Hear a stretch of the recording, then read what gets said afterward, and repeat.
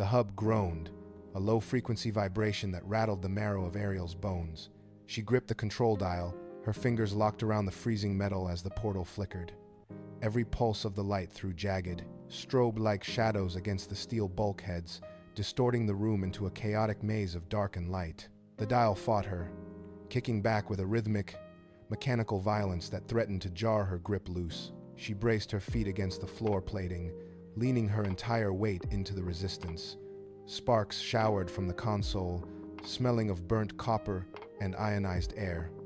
The portal was dying, starving for stability, and the connection was tearing at the seams.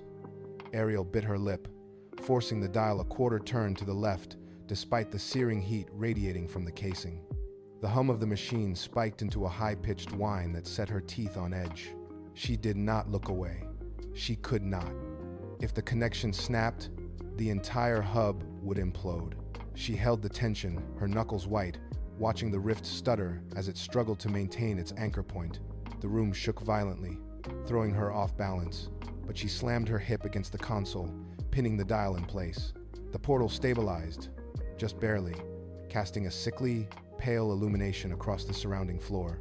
Beside Ariel, Helen moved with frantic, calculated precision. Her hands danced across the auxiliary board, flipping switches and sliding physical dampeners into place to counteract the violent energy bleed. The stabilizer was whining, a low, guttural protest that vibrated through the floor plates. Helen tapped a key, her eyes fixed on the shifting data stream. A red error light blinked, indicating a drift in the temporal anchor. She swore under her breath, jammed a bypass rod into the primary port, and twisted it until the metal groaned. The shift was immediate. The cold, sterile light of the hub began to bleed away, replaced by the damp, suffocating gray of a London that had long since collapsed. Through the opening, the jagged silhouettes of Victorian ruins emerged, leaning precariously over cobblestone streets choked with thick, unnatural fog. The mission was clear: locate the final magic battery buried somewhere within that wreckage before the rift collapsed entirely. Helen pulled her hand back, her knuckles bruised from the impact against the console. She glanced at the monitor, confirming the temporal lock was holding. The air in the room grew heavy, saturated with the smell of coal smoke and centuries of decay. They were locked onto the target, drifting toward a point in time that existed only as a ghost of history, now waiting to be scavenged before the current era swallowed it whole. With the portal locked, Ariel stepped back, her breath hitching as the hum of the machine settled into a steady, rhythmic throb. Near the threshold, Jacqueline and Brian stood as immovable sentinels. Jacqueline tested the threshold, her boots finding purchase on the slick, uneven metal of the hub floor. She drew her weapon, the weight of it settling into her grip with a familiar, reassuring balance. Beside her, Brian mirrored the movement. He shifted his stance, widening his base to compensate for the slight, rhythmic swaying of the platform. Both kept their eyes locked on the roiling gray mist pouring through the rift. There was no conversation, no wasted motion. They watched the boundary where the hub ended and the Victorian ruins began, searching for any movement within the dense, unnatural fog. Brian checked the power cell of his pulse rifle, his thumb sliding over the safety catch. Jacqueline followed suit, her gaze darting between the shadows cast by the crumbling architecture and the dark edges of the portal. The silence in the room was absolute, a heavy pressure that made every metallic click of their gear sound like a thunderclap. They were waiting. They were ready. Every muscle was coiled, prepared to react to the slightest disturbance in the fog. The bridge was open, the path was set, and the threshold was now a line of steel between them and the unknown. The heavy silence shattered. The fog within the portal stopped swirling and began to knot itself into jagged, impossibly sharp configurations. It was not wind, it was intent. Jacqueline tightened her grip on her weapon, her knuckles turning white as the gray mist deepened, turning a bruised, unnatural violet. From the center of the ruins, movement rippled. Shadows detached themselves from the crumbling stone walls, flickering like dying candle flames against the darkness. They were not solid, yet they possessed mass, their forms constantly bleeding into the surrounding haze. Each entity moved with a sickening, liquid fluidity, sliding over the uneven cobblestones without making a sound. The team watched, frozen for a heartbeat, as more of them poured through the threshold. The air temperature plummeted, and the scent of ozone spiked, sharp and metallic. These were the Death Slayers, their silhouettes shifting between solid, blade-like limbs and wisps of dying smoke. They fanned out, closing the distance between the ruins and the hub floor. There was no hesitation in their approach, only a predatory, synchronized crawl. The shadows converged, their edges sharpening into lethal, serrated points. Ariel took a half-step back, her eyes tracking the lead creature as it solidified, its form pulsing with a rhythmic, dark energy.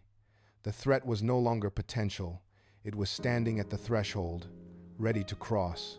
Brian did not wait for an order. He leveled his pulse rifle and pulled the trigger. A concentrated bolt of blue light tore through the dim air, striking the lead entity square in its shifting torso. The impact stalled the creature, forcing its form to expand and contract violently. For a fraction of a second, the light burned away the smoke, revealing the entity's true anatomy, a chaotic mass of swirling, unstable filaments that refused to hold a singular shape. It shrieked, a sound like grinding metal, as it tried to solidify its structure against the onslaught. Brian kept the trigger depressed, sending a stream of blue energy into the swarm. Each hit illuminated the corridor, casting long, frantic shadows against the steel walls. Beside him, Jacqueline tracked the movement, her weapon held steady as she picked off the entities attempting to flank the main group. The air grew thick with the smell of scorched ozone and the metallic tang of ionized atmosphere. Every time a pulse connected, the enemy flickered, its fluid anatomy struggling to reconcile the damage. They were not dying, but they were being pushed back, forced to reset their forms, while Brian hammered them with relentless, rhythmic fire. The hub floor vibrated under the intensity of the discharge, the blue light turning the threshold into a strobe of tactical precision. The swarm pressed forward, but the wall of energy held them in the breach. The blue light from Brian's rifle flickered and died as his power cell hit empty. In that sudden dimness, the swarm surged. A creature lunged from the periphery, bypassing the main line of fire with unnatural speed. It slammed into the bulkhead, its form churning as it crashed into Jacqueline. As she braced to deliver a killing blow, the creature stopped its assault. It shifted, the jagged, smoky surface of its face smoothed, pulling tight across the bone structure. It rearranged its features in a rapid, nauseating sequence of muscle and skin expansion. Within a heartbeat, the creature wore Jacqueline's own face. The eyes staring back at her were her own, flickering with the same intensity she felt in the heat of battle. Jacqueline gasped, the air catching in her throat. The familiarity of the expression stopped her hand mid-swing. It was a perfect, impossible reflection. The mimic tilted its head, mimicking her posture with terrifying precision. Her blade hovered inches from the creature's chest, but her muscles locked. The split second of recognition turned into a paralysis that stretched into an eternity. The mimic did not hesitate. It raised a serrated limb, its edge glowing with the same stolen energy as the rift. Jacqueline stood motionless, caught in the trap of her own likeness, as the blade began its downward arc toward her unprotected throat. The blade whistled through the air, inches from her skin. The sound of the metal shearing the atmosphere snapped Jacqueline back to the present. She did not look at the face again. She dropped her weight, sliding her boots across the steel deck to pivot beneath the arc of the descending limb. The mimic overextended, its momentum carrying its chest forward, leaving its center of mass entirely exposed. Jacqueline drove her blade upward with every ounce of force in her frame. The metal bit deep into the creature's chest, severing the unstable filaments that held its form together. A high-pitched hiss erupted from the wound as the energy keeping the mimic solid began to vent. The creature shrieked, its features blurring and melting into a chaotic swirl of static and shadow. Jacqueline twisted the hilt, widening the breach, and shoved the entity backward. It slammed against the bulkhead, its body losing cohesion, turning into a puddle of dark, viscous fluid that bubbled on the floor. She ripped her blade free, the edge coated in a shimmering, oily residue. She did not pause to catch her breath. She kicked the remains aside, regained her stance, and scanned the corridor for the next threat. The hesitation was gone, replaced by the cold, mechanical necessity of survival. The path forward lay through a veil of thick, unnatural fog. Ariel signaled the group to move. They pushed through the debris, boots crunching on pulverized stone and twisted metal. The air grew heavy, thick with the sharp, metallic tang of ozone and the smell of scorched earth. Every step forward felt like wading through deep water. Jacqueline and Brian led the advance, pulse rifles held low, sweeping the shadows for any remnants of the swarm. They emerged into the center of the collapsed chamber, where the structural integrity of the building had failed entirely. Above them, the ceiling had surrendered to the void, revealing a sky of shifting, discordant colors. In the center of the room, held aloft by a series of flickering magnetic restraints, sat the battery. It was a sphere of raw, contained energy, pulsing with a steady, rhythmic light that washed the room in pale blue. Ariel reached the console, her hands hovering inches from the control interface. The ground beneath the battery groaned, a low, tectonic sound that vibrated through the steel floor. The light from the sphere flared, casting long, erratic shadows against the surrounding wreckage. They had reached the core.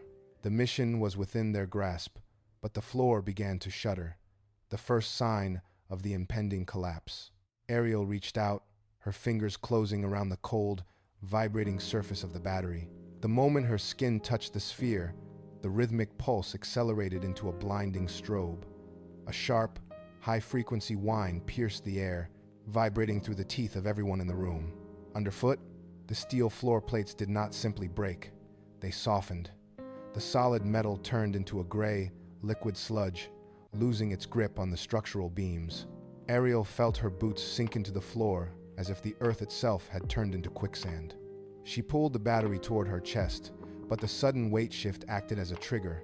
The entire hub groaned, a sound of tortured metal screaming, as the walls began to peel away in long, vertical strips. The floor beneath them dissolved completely, dropping into a sightless abyss. The support pillars buckled, folding inward like paper. Jacqueline and Brian lunged for the center, reaching for Ariel as the ground vanished beneath their feet. There was no resistance, no impact, only the sensation of gravity failing. The solid reality of the Victorian ruins evaporated, leaving only a swirling, chaotic void of light and shadow. The floor, the walls, and the ceiling were gone, replaced by the violent, rushing wind of a collapsing timeline. The void offered no surface to grip. Ariel spun, her hands still locked onto the battery, but the momentum of the collapse threw her away from the others. She tumbled through a flash of blinding white, then sudden, absolute darkness. Time did not move in a line here. It folded in on itself. One moment, she felt the biting frost of an Arctic winter. The next, the searing, dry heat of a desert. Gravity became a suggestion, pulling her limbs in conflicting directions. She saw Jacqueline spinning past her, a blur of motion against the shifting backdrop of nebulas and crumbling cityscapes. Helen and Brian were dragged into a slipstream of flickering images, their bodies jerking as if caught on invisible hooks. Ariel slammed against a current of raw energy, the impact forcing a gasp from her lungs. She reached out, fingers clawing at the empty air, trying to find a solid anchor in the chaos. The rift roared, a sound like 1,000 crashing waves, as it forced them deeper into the vortex. They were projectiles shot through a tunnel of broken history. The violent turbulence tossed them like dry leaves, stripping away their sense of direction and weight. Then, the chaotic flashing slowed. The rushing wind died to a low, rhythmic thrumming. The void began to solidify, pressing against them from all sides as they dropped toward a new, static horizon. The descent ended with a bone-jarring thud. Ariel hit the floor first, the impact knocking the breath from her chest. She scrambled to her feet, the battery still clutched to her side. The room was dark, lit only by the low, pulsing glow of the sphere. They were in the hub. The layout was identical. The same console, the same vents, the same heavy steel bulkheads. But the air was wrong. It tasted metallic, stripped of the usual hum of cooling systems. Ariel took a step, and her boot clicked against a floor plate that felt too soft, yielding like rubber under her weight. Helen pushed herself up from the far wall, her eyes scanning the room with sharp, clinical intensity. Everything was a copy, yet every detail seemed slightly off-center. The control dials were reversed. The cables hanging from the ceiling were frayed in patterns she did not recognize. Jacqueline and Brian stood in the center, weapons leveled at the shadows, their movements synchronized and tense. There was no sound of the external, temporal storm, only the heavy, oppressive silence of a tomb. Ariel walked to the primary console and placed her hand on the surface. It was warm, vibrating with a frequency that matched her own pulse. This was their home, yet the geometry of the space felt hostile, as if the room itself were holding its breath, waiting for them to notice the rot hidden beneath the surface. Ariel turned, her gaze following the faint flicker of a shadow near the terminal. She signaled for silence. Brian moved to her left, his weapon tracking a movement behind the primary relay. At first, it appeared as a trick of the low light, a lingering afterimage from the rift. Then, the shadows detached from the steel bulkhead. 4 figures stepped into the dim, pulsing light of the battery. They mirrored the team, yet each movement carried a heavy, jagged exhaustion. The alternate Ariel halted, her face mapped with deep, silver-white scars that traced from temple to jaw. Her movements were stiff, precise, and lacked any fluidity. Beside her, the alternate Brian leaned heavily against a support beam, his frame gaunt and trembling. Deep, etched lines radiated from his eyes, signaling years of unrelenting strain. The alternate Jacqueline did not blink, her stare flat and devoid of recognition. They stood as static reflections of a path that had curdled into failure. There was no greeting, no surprise, only a cold, heavy stillness that seemed to drain the warmth from the air. Each alternate counterpart held a weapon, their hands calloused and shaking with rhythmic tremors. They were the same people, yet the version of the future they inhabited had stripped away every trace of softness, leaving only the hardened remnants of a broken mission. The silence in the hub grew dense, heavy enough to push against the skin. Ariel kept her grip on the battery, her knuckles white. She looked across the narrow space at her own shadow self, watching the way the alternate version calculated trajectories. Not a single muscle twitched. Then, the alternate Helen stepped forward, her voice a rasping, dry sound that grated against the steel walls. "We walked this floor 1,000 times," she said, her eyes fixed on the empty air between them. "We sacrificed everything to keep the rift from feeding on this hub, only to have you arrive with the core we died trying to secure." The accusation hung in the room, sharp and jagged. Brian tightened his hold on his rifle, his knuckles straining. The alternate group did not move, but their stance shifted into a defensive perimeter, blocking the exits. Every second of their shared history was a record of betrayal, of one team cutting the other loose to preserve their own survival. The air grew thick with the scent of ozone as the hub systems struggled to compensate for the presence of 2 identical realities in one space. Ariel looked at the alternate Brian, seeing the same desperate, jagged resolve reflected in his gaze. There would be no truce. The realization settled over the room like ice. The alternate Brian stepped out from behind the rest of his team, his boot heels clanging against the metal grating. He moved with a slow, deliberate pace, ignoring the rifles leveled at his chest. His eyes were flat, devoid of any doubt or hesitation. He reached into a hidden compartment near his belt and pulled out a small, jagged detonator, holding it up so the blue light of the battery illuminated its circuitry.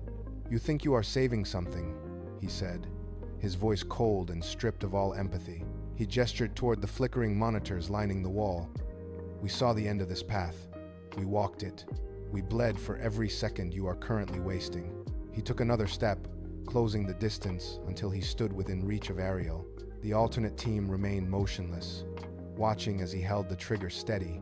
He looked at the heroes, his expression hardening into a mask of pure, cynical finality. Your timeline is a rot that needs to be cauterized, not preserved. Every jump you make only feeds the void. You are not pioneers. You are just prolonging the collapse. He pressed his thumb against the safety catch of the device, the mechanical click echoing through the silent hub. The threat was not a bluff. It was a cold calculation based on years of failure. Ariel did not blink. She watched the alternate Brian, her breath shallow. He swiped a hand across the air, projecting a holographic map of the local sector. It was a mess of bleeding red lines and fractured nodes. "Look at the entropy," he commanded, his voice devoid of heat. "Every time you jump, you tear the fabric thinner. We tried to patch it. We poured years into these conduits, trying to salvage a single stable reality, but the decay is systemic." Helen stepped closer to the primary console, her fingers dancing over the diagnostic inputs. She pulled up the raw data, her eyes scanning the scrolling waterfall of errors. Her face paled as the numbers confirmed the worst. The timeline was not just damaged, it was cannibalizing itself. "He is right," Helen whispered, the words barely audible over the hum of the cooling fans. "The energy signature is inverted. We are not repairing the rift, we are fueling it." The weight of the revelation hit the room like a physical blow. Ariel looked at the battery in her hand, the pulsing light now appearing less like a beacon and more like a parasite. If every action accelerated the collapse, then every step they took toward home was a step toward the total erasure of their own existence. The mission was no longer a rescue, it was a death sentence. Helen did not wait for an answer. She shifted her focus from the data to the room itself, tracking the rhythmic distortions in the air. A low-frequency hum vibrated through the floor plates, rattling the equipment. "The integrity is dropping," she shouted, pointing toward the far bulkhead. A jagged fissure of white light tore across the metal surface, widening with every pulse of the battery. The air in the room grew thin, smelling of ionized static. One of the primary portals, previously stable, began to buckle. It flickered like a dying bulb, its edges fraying into nothingness. Helen lunged for the manual override, but her hand passed through a pocket of displaced space. She recoiled, blood tracking from a shallow cut on her palm where the air had turned abrasive. "It is not just a timeline," she warned, her voice rising above the grinding sound of shifting geometry. "The hub is losing its anchor. This reality is shedding its own mass." Around them, heavy steel cabinets detached from the wall, drifting into a localized vortex that had formed near the ceiling. The floor beneath Ariel shuddered, a section of the plating dissolving into a swirling, featureless gray. There was no time to argue with the alternates or debate the nature of the decay. The room was literally unmaking itself, and the ground was no longer a certainty.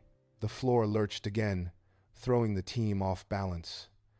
Amidst the chaos of the fracturing room, the alternate Brian moved with chilling stillness. He did not look at the dissolving walls or the swirling void overhead. His eyes remained locked on Ariel. His hand drifted toward a recessed panel on the side of the main console, fingers sliding into a hidden compartment. He pulled out a small, metallic device, its surface covered in blinking amber lights. A detonator. The room went deathly quiet, the ambient roar of the rift fading into the background of his singular intent. "If we cannot stop the decay, we stop the source," he stated, his thumb hovering over the activation switch. The connection to their home timeline ran through the very relay he was threatening to vaporize. Jacqueline instinctively raised her weapon, but the alternate Brian did not flinch, his gaze fixed on the trigger. Every second he held the device, the structural integrity of the hub plummeted further. Ariel saw the tension in his forearm, the minute twitch of a muscle preparing to depress the button. He had reached his limit. He was ready to collapse the room, the timeline, and everyone inside it to prevent the further spread of the infection. The standoff was absolute. The room groaned under an impossible weight. A deep, resonant thrumming echoed from the walls, not like metal under stress, but like the fundamental structure of space-time itself snapping. Ceiling panels began to peel away, curling upward into the void as the geometry of the hub twisted. Gravity shifted violently. Ariel felt her boots lose contact with the floor, her body swaying as the floor tilted 30 degrees to the left. The alternate Brian stumbled, his hand still gripping the detonator, but the console he stood beside began to fold inward, the steel surface bending like soft clay. Light from the rift outside surged through the cracks, blindingly white, erasing the edges of the room. Objects that were not bolted down datapads, tools, spare wiring flew toward the center of the room, drawn into a crushing gravity well. The air became thick, vibrating with the sound of 1,000 glass shards breaking at once. The entire hub was collapsing into a singular, infinite point. Every wall was now a doorway to an abyss, and the floor was dissolving into a swirling vortex of light and shadow. Negotiation was impossible. The room was no longer a place, but a closing trap. Ariel did not wait for the room to finish its descent. As the floor buckled, she pushed off a metal strut, launching herself across the gap. The air was a chaotic swirl of debris and ionized dust. She lunged, fingers outstretched, aiming not for the device, but for the shoulder of the alternate Brian. Her hands connected, the impact forcing a grunt from him as he collided with the main console. The steel surface groaned, folding further under their combined weight. She drove her forearm across his chest, pinning him against the warped control panel. His arm jerked, the detonator clutched tightly in his hand, but she clamped her fingers over his wrist, grinding it into the jagged edge of the console. The device sparked, amber light flickering as it hit the metal. She shifted her weight, locking her legs against a protruding floor plate to keep them anchored. He struggled, thrashing against her hold, his boots sliding on the slick, liquefying floor. She ignored the vertigo, ignored the sound of the universe tearing behind her, and focused entirely on the detonator. One slip, one moment of diminished pressure, and the room would vanish. She pushed harder, her knuckles white against the frame of the console, effectively trapping him in the narrow space between the controls and her own body. The alternate version of Ariel struck from the side, a blur of motion in the failing light. She slammed a palm into Ariel's ribs, forcing a sharp intake of breath. The impact broke her focus for a heartbeat, and the alternate Brian twisted his wrist, the detonator glowing with a rhythmic, pulsing heat. Ariel spun, catching the alternate Ariel's arm and driving a knee into her midsection. They collided with the bulkhead, the sound of metal buckling under their weight echoing through the chamber. The alternate Brian kicked out, his heel catching Ariel in the shoulder, but she refused to yield. She grabbed his arm, pulling him into the path of the alternate Ariel, forcing the two of them to stumble against each other. The room tilted violently again, throwing all four figures toward the yawning void where the wall had once been. Ariel swung her free hand, catching the alternate Brian across the jaw, the force of the strike snapping his head back. They scrambled for purchase on the sliding floor, fingers clawing at the electrified conduits that snaked across the deck. Every movement was a struggle against the shifting gravity, each punch and shove designed to keep the detonator away from the primary relay. The air grew thin, burning the lungs, as the four of them fought for balance in a collapsing reality. Helen scrambled away from the melee, her boots sliding on the vibrating deck plating. She lunged for the primary terminal, her hands flying across the glass interface. The floor beneath her buckled, a jagged tear in the metal screaming as the hub groaned under the pressure of the folding space. She slammed a palm against the console to steady herself, her fingers dancing over the glowing conduits. Sparks showered her, singeing her skin, but she did not blink. She entered the override codes, her touch rhythmic and frantic. The machine resisted, the display flashing red as the temporal pressure mounted. She jammed her thumb into the manual bypass, the physical resistance of the lever snapping back against her wrist. The portal to her left shrieked, a high-pitched whine of tearing reality. She ignored the chaos behind her, her vision tunneled onto the flickering data streams. She struck the final sequence and locked the relay. The console vibrated violently, the sound of the failing portals rising to a deafening roar.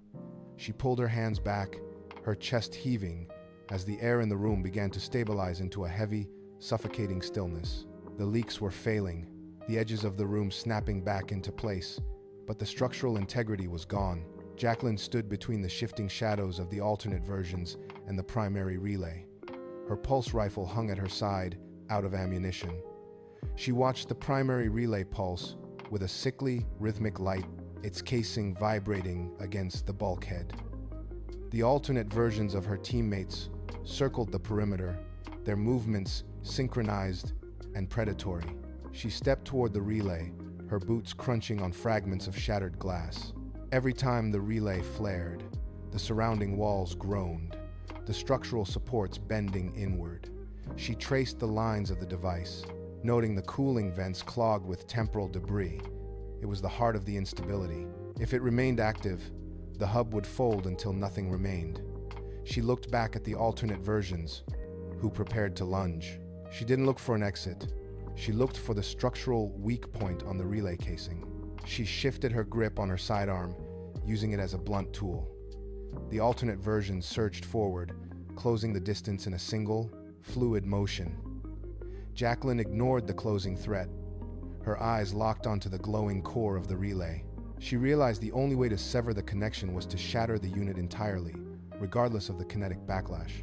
She steadied her feet, braced her weight against the vibrating floor, and raised her weapon for the strike. The alternate version of Brian lunged, his fingers clawing at the air, but Jacqueline twisted away. She did not aim for the alternate versions. She ignored their reach entirely. She swung the heavy grip of her pulse rifle in a wide, punishing arc. The metal caught the edge of the relay casing with a jarring, metallic screech.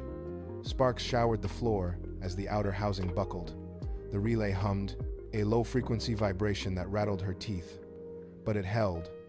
She pulled back, her breath hitching, and swung again. This time, she put the full weight of her body behind the blow.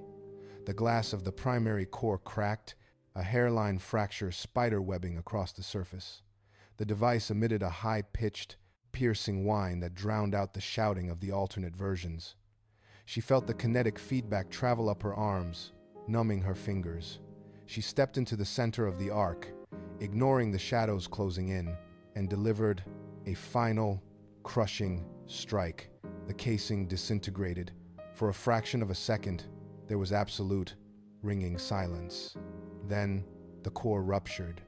A raw, blinding surge of white energy erupted from the center of the relay, tearing through the structural seams of the hub with the force of a collapsing star. The shockwave hit them like a physical wall. Ariel, Helen, Jacqueline, and Brian were lifted off their feet and slammed against the far bulkhead as the air in the room ignited with static. The floorboards buckled, twisting upward as if gravity had lost its grip on the material. Ariel felt her hands slide off the console, her grip failing as the force of the blast pulled her into the center of the surge. Every object in the room, cables, debris, loose panels became airborne, spinning in a chaotic orbit around the dying core. The light was absolute. It stripped the color from the walls, burning the retinas with a high-intensity glare that turned the entire hub into a blank, featureless void. There was no sound, only the sensation of immense pressure pushing inward from every direction. The timelines began to grind together, the jagged edges of the past and future scraping against the present. Jacqueline reached out, her fingers catching empty air as the floor dissolved beneath her. The white light intensified, swallowing the corners of the room, the ceiling, and the horizon itself. Reality folded, compressed, and snapped. The reset had begun, erasing the boundaries between what was and what would be. The blinding glare fractured, splintering into jagged ribbons of light that spiraled toward the center of the room. As the intensity waned, the alternate versions became visible, their bodies stretched and distorted by the sheer gravitational pull of the closing rift. The alternate Brian reached out, his hand grasping for a purchase that no longer existed. His face was a mask of disbelief, the lines of his exhaustion suddenly highlighted by the flickering energy. Beside him, the other versions clung to the bulkhead edges, their fingers slipping against the cold steel as the floor liquefied into a swirling vortex. They did not scream. The pressure of the collapsing timeline had stolen their voices. A brief, harrowing moment of recognition passed between the two groups. Ariel watched, paralyzed, as the alternate Jacqueline locked eyes with her. There was no hatred left in that gaze, only a profound, hollow tragedy. The abyss surged forward, a tidal wave of shadow and static. It swiped through the room, anchoring onto the alternate versions and yanking them backward with violent suddenness. They were pulled off their feet, their forms blurring as they were dragged into the yawning mouth of the rift. One by one, they dissolved into streaks of gray light, vanishing into the abyss as if they had never existed. The vacuum collapsed upon itself, sealing the exit with a final, thunderous crack that vibrated through the floorboards. The roar of the collapsing rift vanished as if it had been severed by a blade. 1 second, the air was a pressurized conduit of energy. The next, it was still. The silence hit with the weight of a physical blow. Ariel remained pressed against the cold steel of the console, her knuckles white, listening to the frantic rhythm of her own heart. She pushed herself upright, boots scraping across the floor panels that had finally stopped vibrating. Around her, the room was empty of shadows, empty of distortions, and empty of the alternate versions. Helen was the first to move. She sat up near the stabilizer, her breath coming in jagged, shallow gasps. She ran a hand over the surface of the equipment, confirming the readings had returned to baseline. No flickering, no static. Jacqueline and Brian lay on the floor a few feet away, chests heaving as they stared up at the ceiling. The air no longer tasted of ozone or scorched earth. It was cold, metallic, and stagnant. Ariel looked toward the door, then back to the center of the room. The chaotic turbulence that had defined the last hour was gone. The timeline had locked into place. They were back in their own reality, and for the first time since the mission began, the absolute quiet confirmed they were alone. Ariel stood slowly, her legs trembling from the sudden shift in gravity. She turned her gaze to the center of the hub. There, resting exactly where it had materialized before the rift pulled them into the void, sat the magic battery. It no longer sparked or hissed. It pulsed. The light it emitted was soft, a rhythmic amber glow that washed over the steel floor and climbed the walls in gentle, slow-moving waves. It looked impossibly fragile in the center of the vast, cold room. Helen rose to join her, moving with a limp that she tried to hide. She stopped a few feet from the sphere, her eyes locked on its steady, hypnotic cadence. Brian and Jacqueline followed, their movements heavy and deliberate. They formed a loose circle around the object, the light reflecting in their wide, unblinking eyes. The battery was the only thing in the room that held any heat. It hummed, a low frequency that vibrated through the floorboards and up into the soles of their boots. It was no longer a weapon or a ticking time bomb. It was a beacon. Ariel reached out, hovering her hand inches from the surface, feeling the residual warmth of a mission finally completed. The pulse remained steady, unwavering. The timeline had accepted the anchor. The room had stopped folding, the air had stopped tearing, and the battery burned on, a silent, glowing testament to the cost of their return. Ariel pulled her hand back from the battery, the absence of its warmth leaving her skin feeling unnaturally chilled. She looked at Helen. The exhaustion was etched deep into the lines around her eyes, a map of every failure they had narrowly avoided. Helen stared back, her jaw set, rubbing a smear of dark grime from her forehead with a shaking thumb. Neither of them spoke. The air was too thin for words.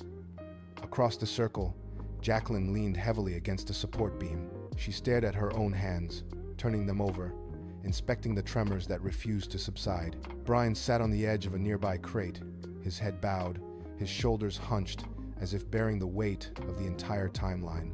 Every one of them was marked. There were fresh scrapes along Brian's forearm and a jagged tear in Jacqueline's sleeve.